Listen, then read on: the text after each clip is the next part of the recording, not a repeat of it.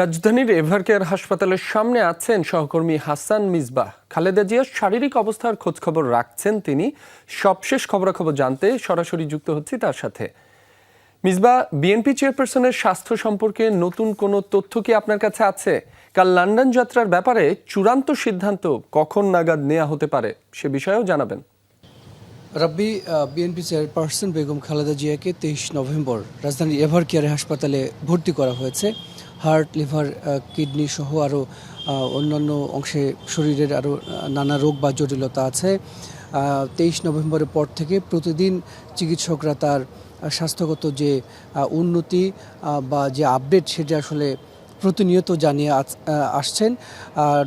Doctor AJM Zahid Hossain তিনি মূলত এই কাজটি করেন। তো গতকালকের পর আজকে পর্যন্ত আসলে নতুন কোনো তথ্য নেই। আমরা জানি যে গতকাল তার এন্ডোস্কোপি হয়েছে, একটা সময় রক্তক্ষরণ হচ্ছিল, সেটি চিকিৎসকরা বন্ধ করতে পেরেছেন। অর্থাৎ তার শারীরিক অবস্থা বলা চলে খানিকটা অপরিবর্তিত রয়েছে। আমরা অপেক্ষা করছি যে চিকিৎসকরা তার শারীরিক অবস্থা বিষয়ে আমাদেরকে জানাবেন, যাতে কোনো ভুল বা অপতথ্য কারো কাছে না যায় কিংবা বিভিন্ন মাধ্যম দিয়ে কথা বলে সেই জিনিসটি একটি বিভ্রান্তি হতে পারে। সেই জায়গা থেকে শুধু একজন চিকিৎসকই খালেদা জিয়ার স্বাস্থ্যগত যে আপডেট সেটি দিয়ে থাকেন। আর আপনি বলেছেন যে তার লন্ডন যাত্রার বিষয়ে আসলে এখন পর্যন্ত নির্দিষ্ট করে বলা যাচ্ছে না যে আজকেই নিবে, তবে আমরা ধরে নিতে পারি যে আজকেই তাকে নেওয়া হবে, যেটি বিএনপির পক্ষ থেকে আমাদেরকে জানিয়ে রাখা হয়েছে।